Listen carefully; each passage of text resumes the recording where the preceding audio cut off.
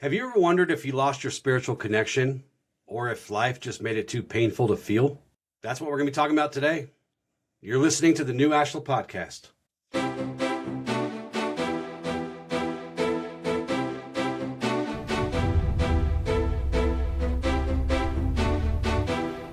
Hello and welcome to the new Ashla Podcast. My name is Justin Gates, and joining me today, as always, is my dos amigo. We're the two amigos, I think. Michael Perry. Hey, fam. You're not the three amigos. We got to get us another amigo.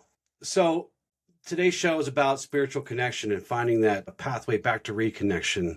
And this is where a lot of people find themselves, would you say? Yeah. And it's a really quiet, drama-free thing for most of us because it just happens over time. And these people aren't angry at God or angry at the light or angry at the universe. And they're not necessarily just rejecting belief, right? They're just kind of numb and distant or maybe disconnected in a way that feels really confusing and heavy. Well, and sadly, I think most people are in this fear. You know, you look around and everyone's so stuck in the hustle and the daily grind and the monotony of it all and just routine, which routine's not a bad thing, but when you're not building with your life, when you're not connecting in life, you get trapped in that whole go to work, come home, watch TV type prison that just slowly, like you said, makes you numb. I mean, I've been guilty of it. I know more people than not who have been there. And yeah, it's just this almost spiritual exhaustion that happens over time. Yeah. And of course, there are those of us who kind of interpret that as a failure of faith, a failure of some kind of moral flaw, but it's not. It's a very real human response. It's tough being a human being. So we have all these things we have to worry about. Most of it we let happen on autopilot, which is sometimes gets us in trouble, right? Yeah. But I'd say for most people, this kind of feeling of sense of separation doesn't come from not believing.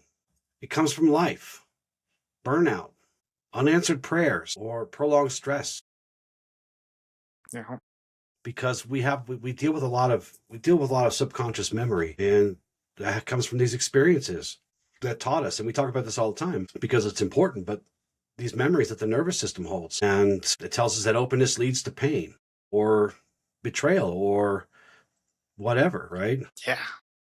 Well, I think for a lot of people, even one thing, the few times I've been in this situation is I'm stuck. They're stuck in a situation that is perpetuating this type of numbness to survive, whether that's an interpersonal relationship or that job that's just destroying their soul. Or keeping the person from being mindful of their soul and their responsibilities to it. Yeah, because we get overloaded, overwhelmed. And this could come in the form of, prayers, feeling empty. You're just kind of going through the motions. Same with meditation. Meditation almost feels forced. I've been there. I've been there before. And it could make you feel like why spirituality can feel distant, even when the desire for it is still alive. You still want it. You still, understand you need it, but there's just some disconnection there. Yeah. And I have to imagine that it's because we get ourselves into a point where we start pitting the mind against the heart against the soul against the emotions, and we just really fall out of alignment, and we totally disconnect while still going through the motions. We're still performing, right? Well, we get into that dissonance, right? It's we know better, but instead we justify it, and so it just creates this mental divide where it's easier to not think about the consequences of your lifestyle than it is to face the reality of your situation. Yeah. And this creates a lot of shame in people, especially if they come from, very religious families or very spiritual families. And it's not something that they will admit or try to get help from because they'll feel like they're being judged, or they feel that shame where, you're sitting in stillness and feeling nothing. Really? Why that connection with God or with the universe or with light or whatever used to feel alive. It used to feel exciting. Now it feels kind of like nothing, like void. And then you start to compare yourself to people who seem to have it all together, who seem super spiritual or super religious or very well connected to those things. Well, and I mean, I think shame is at the heart of this, whether it's shame towards not being spiritual enough to just letting shame be the dominant voice in our lives and the choices we make. Mm-hmm. We become stagnant and we feel shameful for being stagnant, but we also, that shame makes us feel inadequate to be more than we are. And it's so perpetuating. Kind of like you said with comparison, I was talking to my wife just yesterday about this, how like people in my life a couple years back when I was staying with my mom, I was in that bad situation. All my friends were like, look at us, we're all in these homes, we've got our lives all figured out. And to me, I never saw that as they're ahead of me. Right. But it was something that was really important to them. But as the years have gone on, a lot of them sort of lost touch with the connections they had for those homes, for where they were living, and those jobs they left or moved on from. And now they're sort of starting at square one again. And now they're trying to compare themselves to me and seeing me get ahead. And it's like, hey, bro, like, I'm not someone you need to compare yourself to. Like, you need to compare yourself to yourself, and not even to who you were 5 years ago, to who you were yesterday. Right. Like, that's the only comparison you should make. That's right. There's an axiom. The axiom we're going to use to anchor today's show is: release what you think you know, for fixed ideals and a hardened mind are poison. Remain open and accepting to all possibilities. This reconnection begins by letting go of these rigid ideals and these painful thoughts and things we have about ourselves, and these rigid ideals about what spirituality should actually feel like. When you came to me for mentorship and teaching, I never told you what to expect. I could take you to a sunrise and let you soak it in, and you must describe how it feels to you. It's never going to be the same, right? Yeah. I can show you a great many things, wonderful things, but for it to be authentic and for it to be genuine, you must connect that within. And that's a place that I can never know truly, fully. No. Well, I think this is the perfect axiom for this, because I know for me, a lot of my stagnation, even when I got into self-help and I'm trying to understand myself, all this information was great. Mm-hmm. But at the time, it had to work with my current understanding and map of the world. Yes. The more rigidly I held to that map, the less I allowed information to filter in. And it wasn't until life me that I was like, all right, I don't know anything, and I need to just look at the world through the eyes of a child. And that's when I was able to truly let wisdom come to me. And still, after all this time I've spent doing this, I still know nothing. It's just the best mentality to have. Yeah, it keeps us curious. But this axiom, you're right. This axiom attempts to guide us instead of condemning, right? And because when we cling to these rigid ideals of what should be or what something should feel like based on a comparison to what we think others are doing or what others are telling us they're doing, we harden ourselves against what's actually happening in the moment, what's actually going to happen. And we try to force that, or we try to control that, then what we find is emptiness. What we find is a void. And we start to disconnect ourselves, because connection is truly going with the flow and the vibration of what's happening.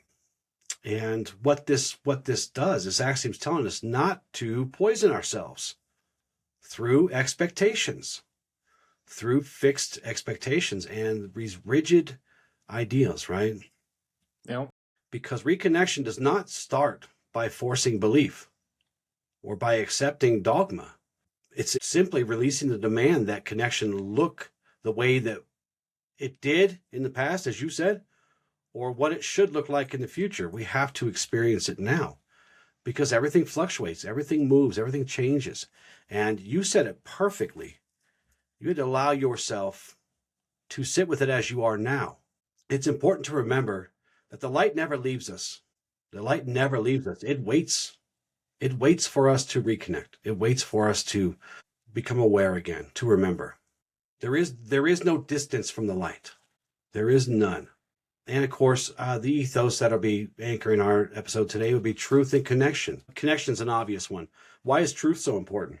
I think when it comes to being in these types of spiritually desolate times of our lives, it's usually through the denial of truth. It's the avoidance of accountability, avoidance of reality. So I think truth is one of the most important things that can push through the fog and bring us back to connection. Yeah, you're right, because truth kind of asks us, or really almost demands that we stop pretending that we're fine when we're not. And that's very important in this path, in this work, in shadow work and healing of any kind. It's about knowing what you're up against, knowing where you need help, knowing where that disconnection is. Sometimes it's in the body, sometimes it's in the mind, sometimes our hearts are closed, sometimes our souls are tired, right? It's just, but we cannot begin to heal if we don't know what's wrong. So, and of course, connection reminds us that separation isn't healed by performance. Presence over performance, presence over perfection every time, right? Yeah. When we allow ourselves to tell the truth about the disconnection, about the problems, about the traumas, the pains, whatever, without shame, without blame, especially self-blame here, because you're just being a human at this point. It's fine. You'll get there. But the first thread of reconnection starts to form when we can be truthful and honest with ourselves. That's when we can start that journey again. To be able to peer through the complacency you feel in that moment. Mm-hmm. I mean, again, I think about those times in my life where I got stuck in a cycle and I'm working that dead-end job, and it's just every day I'm going in, I feel my soul going away from me, but I'm just, it's like, this is life, go to work, come home, dissociate and distract, go back to work, and it's just unending. Right. And I'm not thinking about what do I do to change this, I just accept this as my reality. Well, that brings us to what this disconnection really is. What is, by your estimate, what is spiritual disconnection? It definitely is a lot of numbness and stuff. And yeah. It's we all know what it's like to have the wonderment of a child, to think back to all the excitement and joy you had of life moving on around you. And, I'm not going to say we will always have the livelihood of a child, but when you start to dissociate, when you're in those situations and life just becomes just a day in, day out process, like you lose that wonderment that is life. And I think that's one of my key things I look for now is it's like, am I bored with life now? And am I disconnected from living a life of purpose? Right. And it doesn't mean that I'm out there changing the lives of thousands of people, but I'm making steps to grow, to become more, to take care of myself, and to find enjoyment in life. Like, that was one thing that was really hard for me when I started the healing journey, is I realized most of my life I never felt worthy of being content and be complacent. And that's a level of dissociation that happens when we're disconnected from God, because God loves us for who we are, not who we're becoming. Yeah. There is a cynicism that starts to show up too, besides the numbness, right? We start to, and I'm not talking about a healthy dose of that. We should always trust yet verify everything. Should always ask questions, right? Never get rid of Keep expectations down a bit. Yeah. Right. Well, just don't expect the answer that you want, right? I mean, because sometimes the answers aren't what you expect. But when there's this real kind of Debbie Downer about all the stuff you once loved, emotional shutdowns, and again, going through those spiritual motions, the practices and the literature and whatever used to bring you joy, no longer does, right? Prayer just becomes words instead of actually communing. Meditation becomes just another stupid task instead of a place for you to do all the good work, and if you do rituals and stuff, you still got to go through the motions on those too, but your heart's not in it. It comes from a place of practice instead of a place of fulfillment. Right. Which, it's okay to have those periods. I'm not saying that is a low point. We will all have those lulls in life where we're just maintaining a routine. Yes. But there's a difference between a couple weeks lull and a couple years. Yeah. And you and I quite often run into people where some religious authority or spiritual authority actually harmed, and then they got no closure. They got no kind of moving on point from there. And we see that a lot too. Or when life delivers a blow that doesn't make any sense and you can't make any sense of it, you know, there's your soul won't rebel, it'll withdraw, kind of, right? And Yeah. and we like to look at ourselves and judge ourselves really hard that withdrawal is I'm just becoming weak, or I'm a failure, or when it's actually a built-in super intelligent survival response. Well, it's like, I think also there's just a lot of people who, I mean, they grow up in religion having this perception of how God and life works pushed upon them. And as they get into life, they realize it's not Santa Claus, right? It's not the way it was portrayed to them. And so they leave religion altogether, they leave faith altogether. Yeah. Yeah. Yeah. And that affects them on every level of their body, as if it were them hurting themselves. If, because everything we feed to the subconscious, it doesn't have a sense of humor. It doesn't have really much of a sense of anything that we understand, from the human perspective. It hears something, it sees something, it experiences something. And if you don't take steps to address that, then it just becomes a repeating pattern over and over and over again. Well, and just like the cynicism you brought up earlier, those who are without faith of any kind are the most cynical people you'll meet. Yeah, and it's a really sharp cynicism too. Again, we're not talking about that healthy curiosity, that healthy questioning. We should question everything. I've been thrown out of church before when I was a kid for being curious. I was okay with that. It did make me hate religion or spirituality. I just assumed they just weren't ready to be challenged or to have a kid ask them questions. But for many people, it does cause damage. It does cause problems.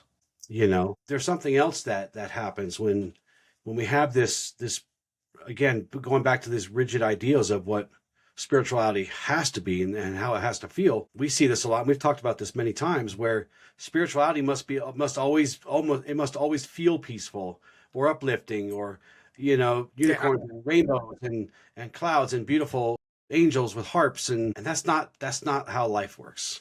Just because something hard doesn't mean it's not good. Yeah. And just because something's really easy doesn't mean it's not going to damage you in some way.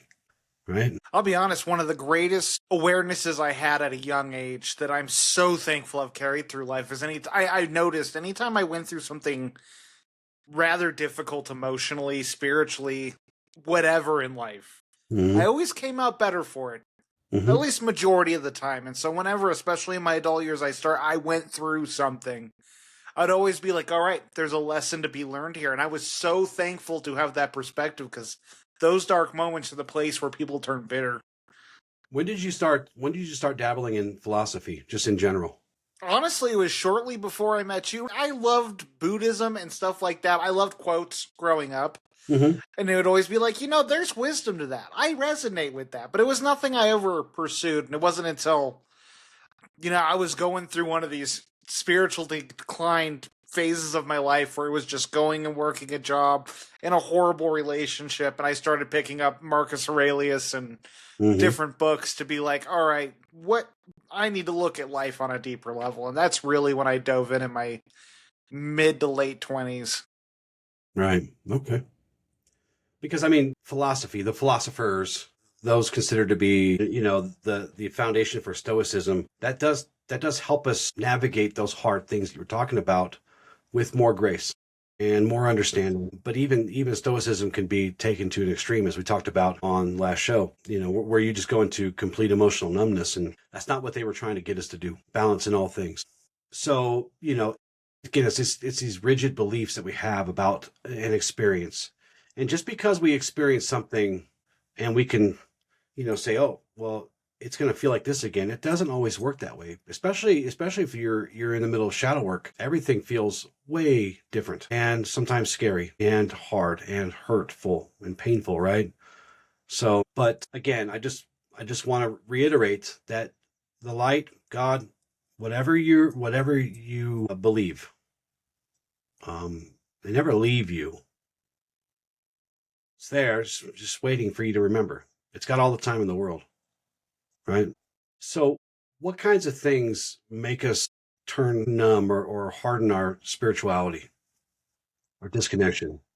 You know, I'm going to use a very vague term that we love to say, but trauma. Life will humble us, and if we choose to let life take us down and not grow and learn for it, if we let it turn us cold and bitter, then we will lose connection to the divine. Mm-hmm.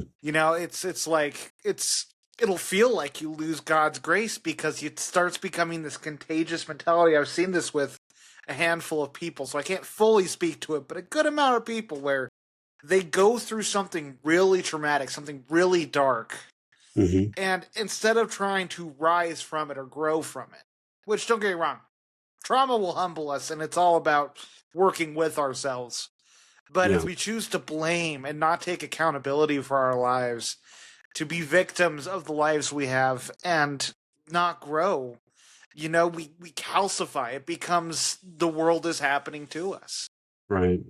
And going back to the axiom, that hardened position, that fixed mind, probably started because it needed to protect us from something. That's where we started developing that, right? And then that leads into performance and numbness and all these things that we're talking about. But while it's protecting us, it blocks us from being present. Armor is good in certain situations, but it's never meant to be worn all the time, right? Going back to the book, the Knight in Rusty Armor. Yeah, he was protected, but he couldn't move eventually. Like he was stuck in there forever. Well, I love how you said it earlier. I mean, it's just like trauma teaches the nervous system that openness is dangerous. We Mhm. learn that we have to covet our truths, our vulnerabilities. We have to hide our true selves away and parade around as something different. Yeah. We learn it's not safe to be open. And a lot of the times it's just the stories we're telling ourselves because of one bad experience or a couple bad experiences. But man, that is a rough place to be when you start wearing that armor anywhere and everywhere. Yeah. Yeah. And all things have their uses.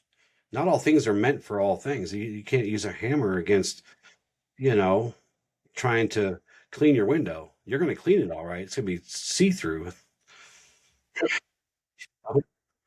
But this takes us back to our ethos of truth. And this is where it becomes really essential, because reconnection begins with that honest self-recognition, not judgment, not fixing. Stop trying to fix everything. Just at first, simply acknowledging, I ended up this way for a reason. Let's investigate that little by little, right? And when we can do that without blame or shame, we can start to retrain these things that are trying to protect us and let them know that, hey, we're not in danger. It's all good. And they'll start to harden, or they'll start to soften. And this allows that light to kind of reconnect to us. Again, it's there. It wants to connect. But there's something important I want to talk about next, is that reconnection is in allowing this experience, not by believing more. Michael, just believe more. Believe harder. Damn it, believe harder. We have to allow ourselves the experience, even the tough ones, especially the tough ones, because those are the ones that are going to probably teach us more, wouldn't you say? Yeah, completely. I mean, again, I love how you say that, how it's not about believing more, but about experiencing more. Again, not blame and shame. And when it comes down to that, it's being able to take stock of the part we play in our own suffering without judging ourselves through stillness and things where we are in the present, where we can see the awe that is around us. Because I really think that is the number one thing that connects us to the divine, is being able to be in wonder with the world around us, with the beauty of all things. Yeah. Yeah. Even the things that make us feel uncomfortable, because there is that inherent greatness in all things under creation. But this kind of reconnecting spiritually rarely, if ever, happens at the level of belief. Now, I will say this. I do, even with you and with anyone who's ever talked to me, I do encourage people to take stock and to take inventories of the things that they believe and the things they think and the things they do, right? Because sometimes you may have outgrown a philosophy, or you may have outgrown a set of beliefs. This is not what I'm talking about here. What I'm talking about here is forcing that level of belief to go higher, as if you just weren't believing enough.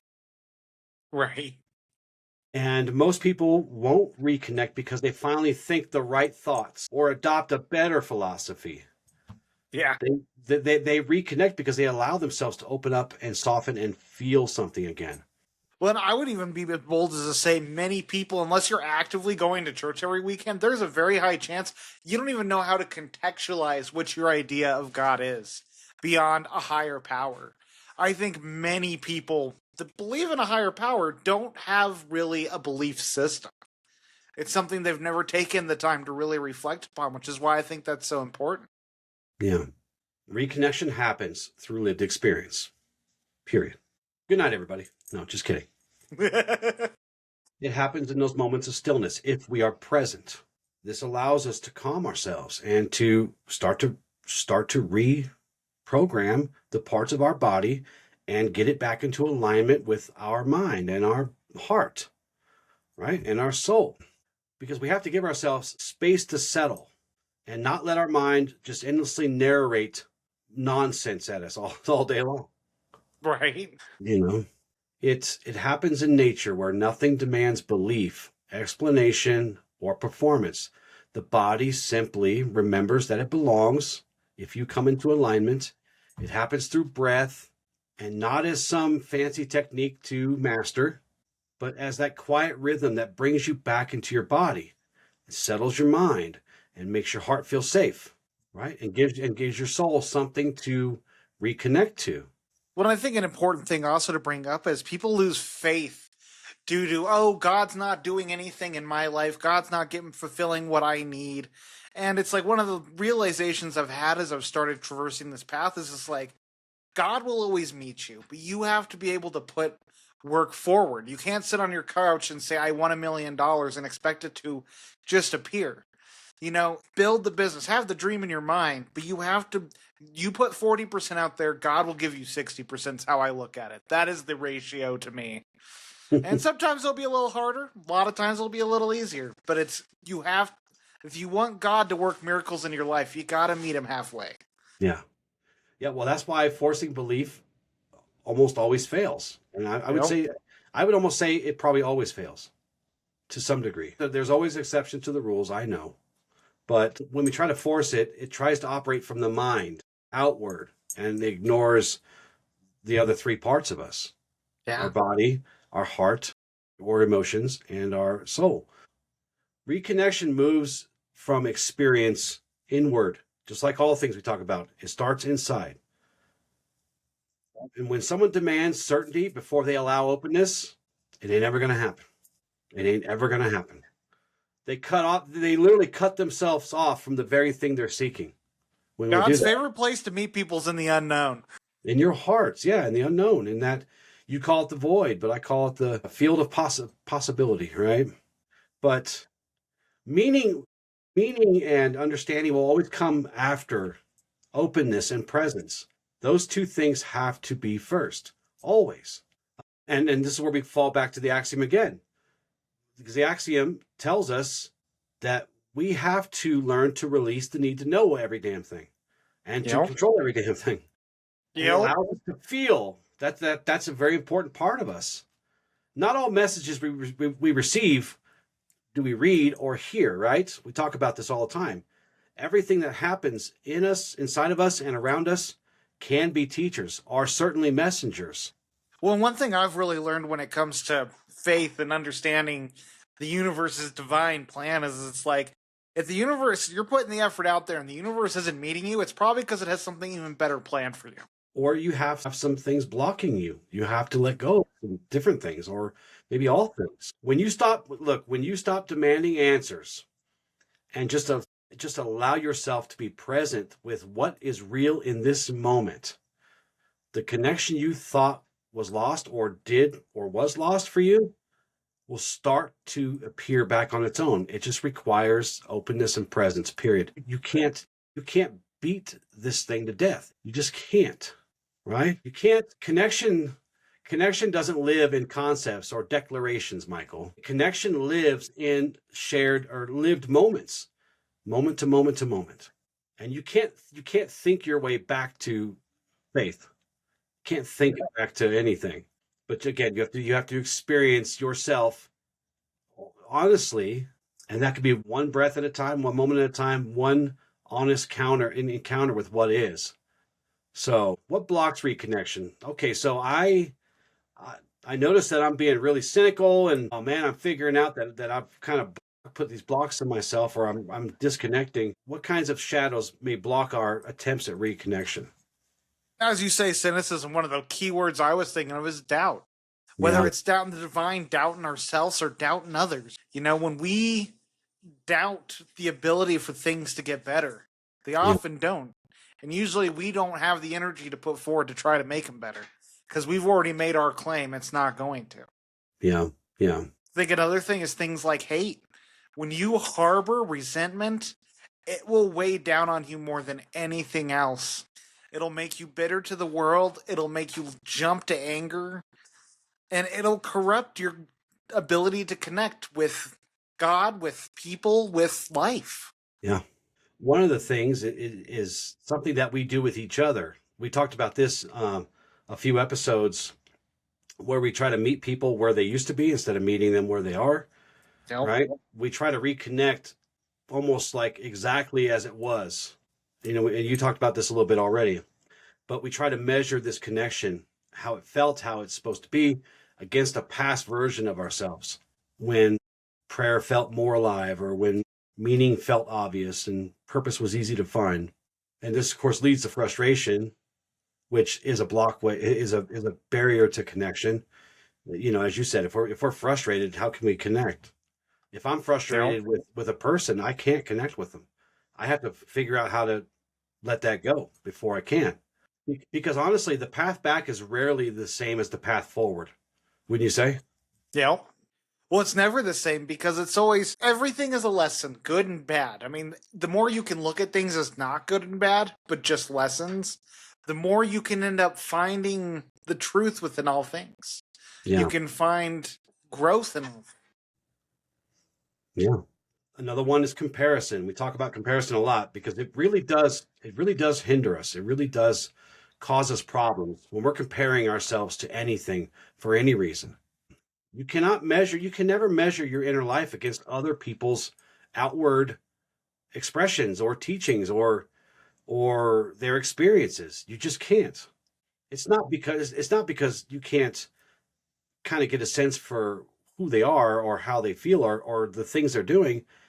It's just simply because we can take 100 of you listeners right now, all go out and look at the sunset, and we're going to have 100 different experiences. That's just the way it is.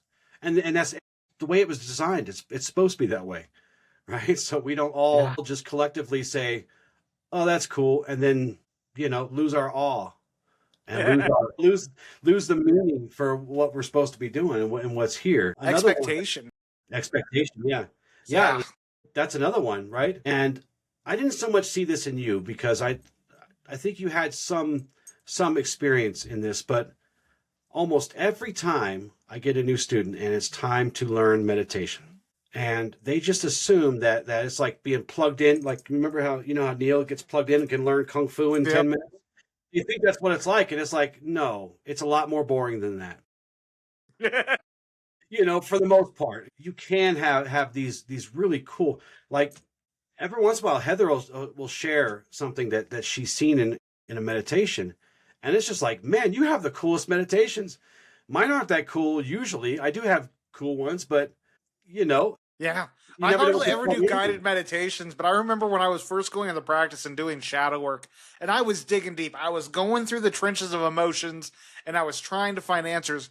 And I remember it was like, I spent literally 3 hours in front of a candle, just letting my mind do its thing before I had that aha moment. And it was just a fraction of what I was trying to understand. Right. But it is diligent work that is not prompt. And again, it's like often we want that clarity, we want that result, we want that situation or relationship. And that is not the path the universe has planned for us. It will happen in its due time. Blessed are those who can sit without expectation, because for most of us, that's a tough one.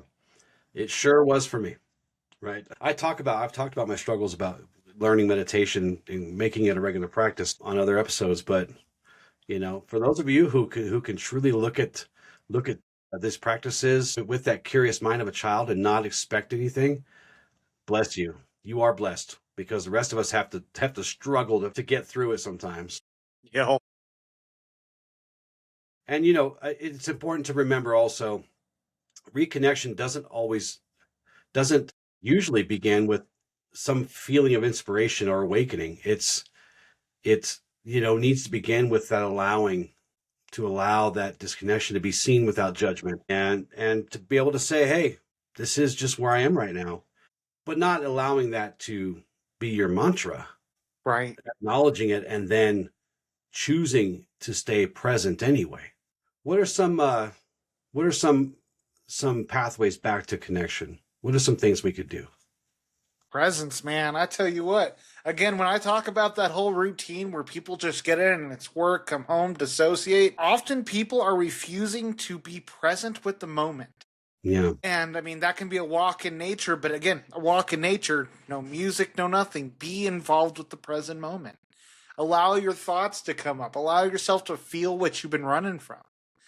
Allow yourself to question the life you're leading and if you want change and what you'd have to do to change. Yeah. One of your favorites, spending time in nature. Yeah. It almost heals all things that ails us sometimes, right? Or your favorite, journaling. Journaling. Yes, but I want to be clear here. When we're working on reconnection, I want you to try to journal without using any kind of, spiritual language. Just speak plainly to yourself, honestly, plainly, about what you feel, where you feel it, what you don't feel, why are you confused, or what's confusing you, what hurts you, where does it hurt.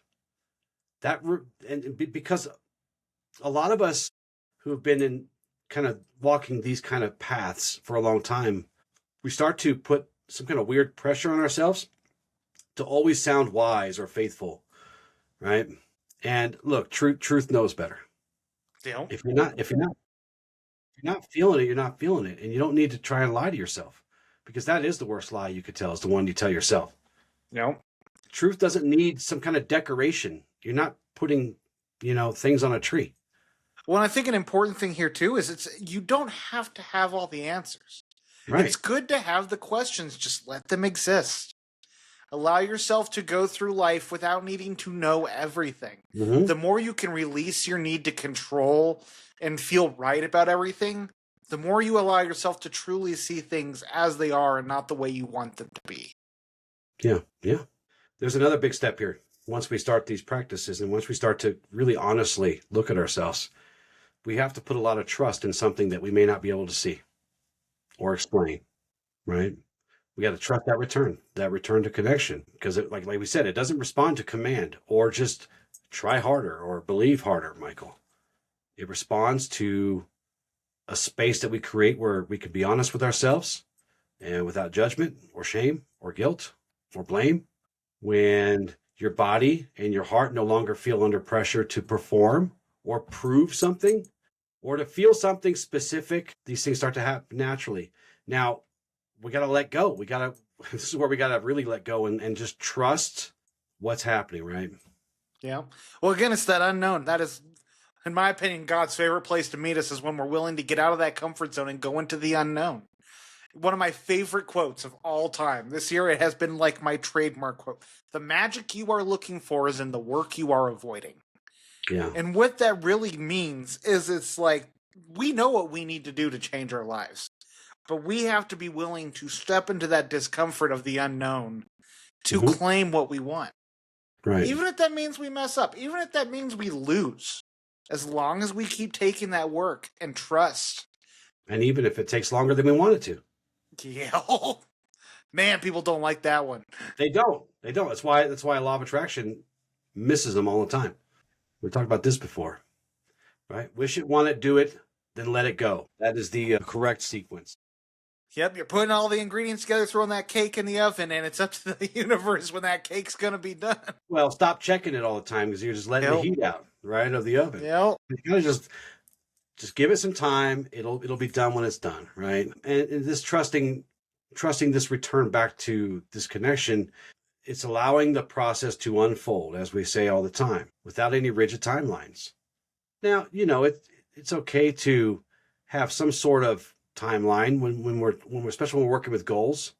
Those help us keep focused, but you don't get to always choose, how and when. And this is where, if it makes you feel better, this is where awareness is powerful, because you can really look for and start kind of trying to be aware of the small, subtle shifts, but you can't mess with them. Leave them alone. Stop messing. Stop opening the oven. And let it cook.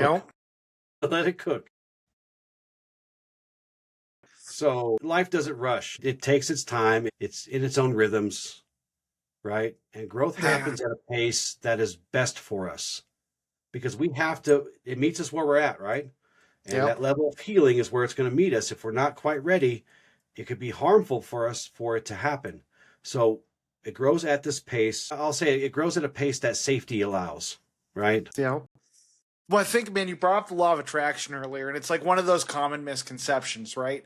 If you are wanting to build this dream life, but you're coming at it from a place of lack and not a place of deserving that life, like, that is what you're going to bring into your life. Often people are trying to steamroll ahead or be entitled, and it's like we got to meet ourselves where we're at, and we have to be able to build that confidence and competence. It's something that we have to develop over time, because when you come from a place of scarcity and lack and you're wanting to, again, have your dream life, you're going to have all these issues come up in that pursuit that's going to lead to that cynicism. It's going to lead to that doubt. The divine meets you where you're at, but you have to be willing to do the same. Right. Well said. You have any final thoughts for our show today? If you're someone who's feeling stuck in life, especially when it comes to being connected with God, if you feel like God's abandoned you, you feel like you just lost that connection, it is always there. You just have to be able to reach for it. You have to be willing to reach for it. Connection lies in presence, but it also lies in truth. You got to be able to look in the mirror and ask yourself, what is the part I'm playing in this life I have now? And what steps do I need to change it for what I do want? And God will meet you. The universe will meet you. But you have to be able to meet yourself where you're at and take those steps that feel so uncomfortable, trusting in the unknown and what lies ahead of you. Well said. Our affirmations for today. I do not need to force connection. I allow it to return naturally. My honesty is a sacred doorway back to the light. Even in numbness, I am still connected to something greater than myself. I trust the quiet ways reconnection unfold within me. I release rigid expectations and remain open to what is real now. Our journal prompts. When did I first start feeling disconnected, and what was happening in my life at that time? What beliefs about spirituality might I be holding that feel heavy, rigid, or inherited rather than lived? Where do I already feel small moments of connection in my daily life, even if they don't look spiritual? What emotions have I been avoiding that might be asking to be acknowledged before reconnection can happen? If connection returned gently rather than dramatically, what might it feel like in my body? So, look, you may not have actually lost your connection. This might be the after effects of an adaptation, adapting to something, adapting to pain or loss, disappointment, or to moments where openness felt too costly or too scary.